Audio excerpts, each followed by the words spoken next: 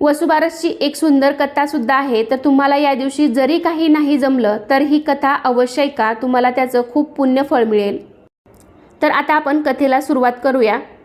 आटपाट नगर होतं, तिथे एक म्हातारी होती, तिला एक सून होती। त्यांच्या घरी गायगुरे म्हशी होत्या, तसेच गव्हाळी मुगाळी नावाची वासरे सुद्धा होती।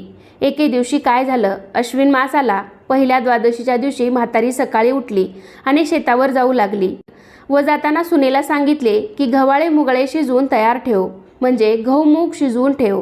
पण सुनेने भलताच अर्थ काढला व गोठ्यातील गव्हाळी मुगाळी वासरे मारून त्यांचे मांस शिजवून तयार ठेवले।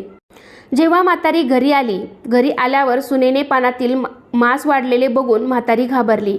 म्हातारीने सुनेला विचारले, हे काय? तेव्हा सुनेने घडलेला सर्व प्रकार म्हातारीला सांगितला। सासू घाबरली, न समजता चूक घडली म्हणून तशीच उठली, देवापाशी जाऊन बसली, प्रार्थना केली, देवा, हा सुनेच्या हातून अपराध घडला, तिला याची क्षमा करा। सासू देवापुढे धरणे धरून बसली आणि देवाला विनंती करू लागली, देवा, आमच्यावर कोपू नकोस, माझी सून अजान आहे, माझी गव्हाळी मुगाळी छोटी छोटी वासरं जिवंत कर, असे नाही झाले तर संध्याकाळी मी आपला प्राण देईन, असा निश्चय म्हातारीने केला। म्हातारी तशीच देवापाशी बसून राहिली। इकडे संध्याकाळी गायी आल्या, हंबरडा फोडू लागल्या, तशी देवाला चिंता पडली। म्हातारीचा निश्चय ढळणार नाही असे देवास वाटले। मग देवाने काय केले, गायीची वासरे जिवंत केली, ती उड्या मारीत मारीत दूध प्यायला गेली, गायीचे हंबरडे बंद झाले।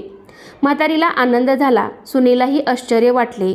म्हातारीने गायवासराची पूजा केली, स्वयंपाक करून गोडाधोडाचा नैवेद्य दाखवला आणि देवाचे आभार मानले।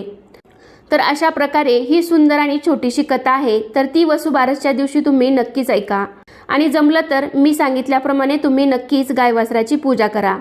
तर आजचा व्हिडिओ इथे संपतोय। कसा वाटला तुम्हाला आजचा व्हिडिओ मला नक्कीच कमेंटद्वारे सांगा। व्हिडिओ आवडला असेल तर व्हिडिओला लाईक करा, तुमच्या फ्रेंड फॅमिलीमध्ये शेअर करायला विसरू नका। चला तर मग पुन्हा भेटूया अशाच एका छानशा आणि माहितीपूर्ण व्हिडिओमध्ये।